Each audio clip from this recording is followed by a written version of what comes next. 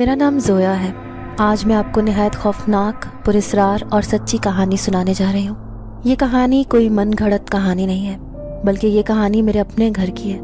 हम 3 बहनें और हमारे 2 भाई हैं। सबसे बड़ी मेरी बहन शुमाइला, दूसरे नंबर पर मैं और तीसरे नंबर पर समाइका है। और हम तीनों से छोटे हमारे 2 भाई हैं, अली और अहमद। हम एक शिया फैमिली से ताल्लुक़ रखते हैं। हमारे 2 ताया थे। दोनों ताया के बच्चे काफ़ी बड़े थे। मेरे अब्बू क्योंकि सबसे छोटे थे, इसीलिए उनके बच्चे भी उम्रों में दूसरे बच्चों की निस्बत छोटे थे। मेरे एक ताया अब्बू की 5 बेटियां थीं और वो 5 की 5 शादी की उम्र से ज़्यादा हो चुकी थीं। उनकी सबसे छोटी बेटी की उम्र 30 साल हो चुकी थी और उसकी अभी तक शादी नहीं हुई थी। बाकी 4 की तो शादी मुमकिन ही नहीं थी। और दूसरे ताया अब्बू के घर भी कुछ ऐसा ही था। उनकी भी 2 बेटियां थीं और एक बेटा। उनकी भी उम्रें काफ़ी हो चुकी थीं और अभी तक कहीं भी अच्छा रिश्ता नहीं हुआ था, या खैर खुद से मेरे ताया अब्बू लोगों ने कोशिश नहीं की थी। मेरे अब्बू इस बारे में बहुत ज़्यादा परेशान रहते थे। उन्हें हमारी शादी की बहुत ज़्यादा फिक्र थी। मेरी बड़ी बहन ने BS किया था, जबकि मैं भी BS कर रही थी।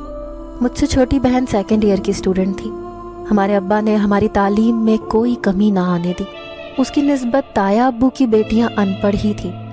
शायद इसी वजह से उनका कहीं रिश्ता ना तय हो पाया। जब कभी भी अब्बू ने उनसे बात की कि बेटियों की शादी में जल्दी करनी चाहिए, तभी बड़े ताया अब्बू गुस्से हो जाते और वो अब्बू से कहते कि तुम कौन होते हो हमारे मामलात में दखल देने वाले। हमारी बेटी है, हमारा जब दिल चाहेगा हम शादी कर देंगे, तुम अपनी बेटियों की फिक्र करो। हालांकि मेरे अब्बू तो हमदर्दी में ही सब कुछ कहते थे। फिर आहिस्ता आहिस्ता अब्बू को एहसास हो गया कि वाकई उनको सिर्फ अपनी बेटियों की फिक्र करनी चाहिए, क्योंकि मेरे दोनों ताया अब्बू को मेरे अब्बू की बात बुरी लगती थी। इसीलिए अब्बू ने अब उनकी फिक्र करना छोड़ दी थी और अब वो ज़्यादातर हमारे बारे में ही परेशान रहते थे।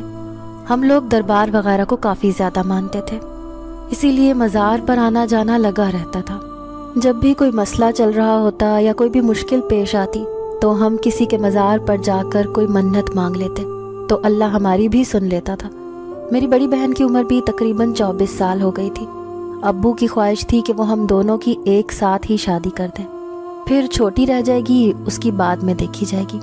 अब वो हमारे रिश्ते के बारे में कई लोगों से बातें करना शुरू हो गए थे। बहुत से लोगों को, बहुत से रिश्ता करवाने वालों को अब्बू ने हमारे रिश्ते के लिए भी कह दिया था। लेकिन अगर कहीं ज़ात मिलती थी तो लड़का अच्छा ना होता।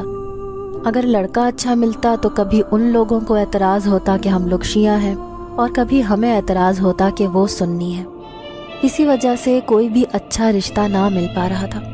1-2 घर से मेरी बहन को देखने वाले भी आए, लेकिन फिर ना जाने क्या हो जाता, वो खामोशी से वापस चले जाते और कोई भी जवाब ना देते। अब्बा को बहुत ज़्यादा परेशानी होने लगी थी। अम्मा अक्सर उनको दिलासा देती कि सब कुछ बेहतर हो जाएगा, देख लेना, रिश्ते तो आसमानों पर बनते हैं। जब कभी मौला ने हमारी सुनी तो बहुत अच्छी जगह हमारी बेटियों का रिश्ता हो जाएगा।